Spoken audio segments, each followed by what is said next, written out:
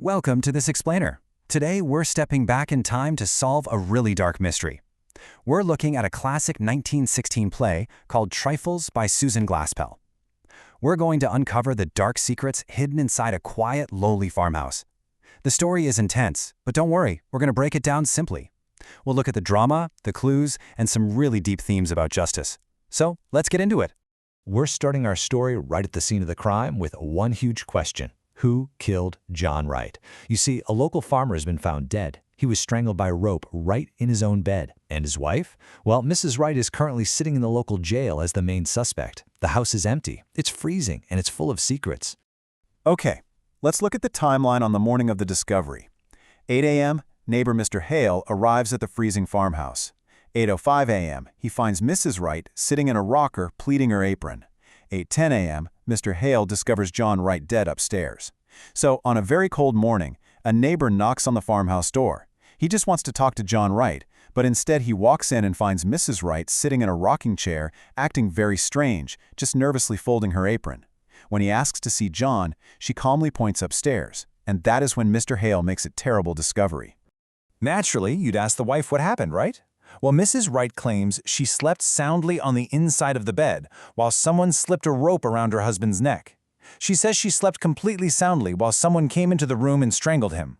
Of course, the police do not believe her. This impossible story makes her the #1 suspect. Part 1. Men search for a motive. To actually arrest Mrs. Wright, the men need a clear motive. So the investigation splits right down the middle. We have the men, the sheriff, the attorney, and Mr. Hale, who are the official investigators. They march straight upstairs and out to the barn, searching for big, obvious clues and a legal motive. Then we have the women, Mrs. Peters and Mrs. Hale. They're left behind waiting in the kitchen, just quietly observing the home and its small details. Before the men leave the kitchen, they notice some broken jars of frozen fruit. The women feel sad that Mrs. Wright's hard work was ruined by the cold. But the men, they just laugh at them. Mr. Hale actually says, well, women are used to worrying over trifles. They completely ignore the kitchen, acting like anything a woman cares about is totally unimportant to a serious murder case. Part 2. Women notice the trifles. So what exactly is a trifle? The definition of a trifle is a thing of little value or importance.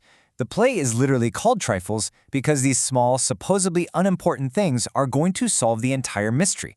Through the women's careful eyes, we start to see some really strange details in the kitchen. A half-wiped kitchen table, a loaf of bread left outside the bread box, messy, unwashed pans under the sink.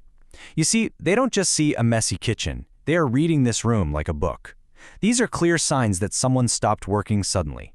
It tells a story of a woman who was interrupted or in a total panic. Then, they look at Mrs. Wright's sewing basket. They find a quilt she was making. Most of the sewing is beautiful and neat. But the sewing on one block of Mrs. Wright's quilt is completely messy and uneven, unlike her usual neat stitches. It's all over the place. To the women, this messy sewing shows that the person holding the needle was incredibly nervous or deeply upset. Looking at those wild stitches, Mrs. Hale asks, "What do you suppose she was so nervous about?" And then, she does something really amazing. Quietly, Mrs. Hale pulls out the bad stitches and fixes them. It's a subtle, secret act of protecting her neighbor. The women are starting to realize that something terrible must have happened in this house to make Mrs. Wright so afraid. Part 3. The Dead Canary. The tension builds heavily as the women continue to search. They look in a cupboard and find an empty bird cage with a broken door hinge. It looks like someone was very rough with it.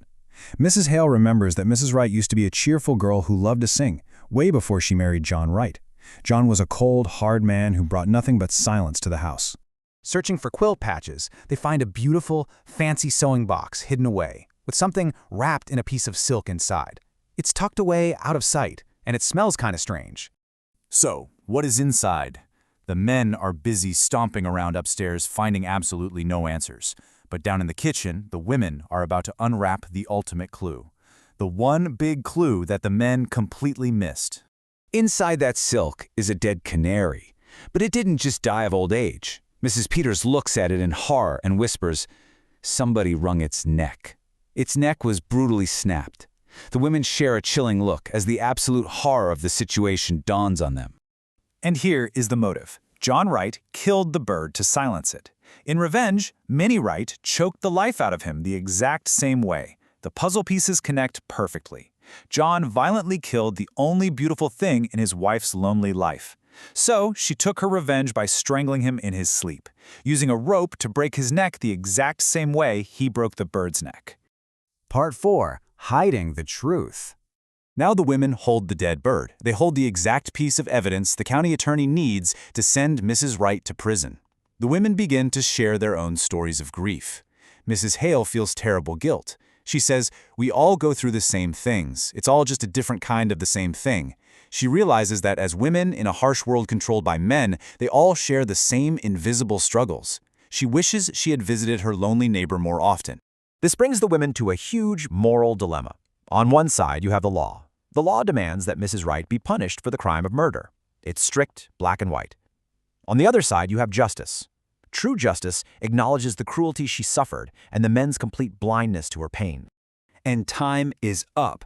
As the men return, Mrs. Hale secretly snatches the box with the dead bird and hides it in her big coat pocket. In a heart-pounding final moment, just as the men turn the doorknob, she hides the evidence. She is protecting Mrs. Wright from the law of the men. The play ends with a really clever double meaning. The clueless county attorney jokes about the sewing, asking, "She was going to, what is it you call it, ladies?" Mrs. Hale touches her pocket with the hidden bird and replies, "We call it, knot it, Mr. Henderson." This means knotting the quilt, but it also means knotting the rope around the husband's neck. And the men have absolutely no idea. The women hid the evidence to save Mrs. Wright from the law. But was this justice? They chose empathy and solidarity over the strict rules of the male investigators. They saw the trifles, they read the story of abuse, and they made their own judgment. Which leaves us with a powerful question. Did they do the right thing? Was this true justice? Think about it. Thanks for joining me on this explainer, and keep questioning the details.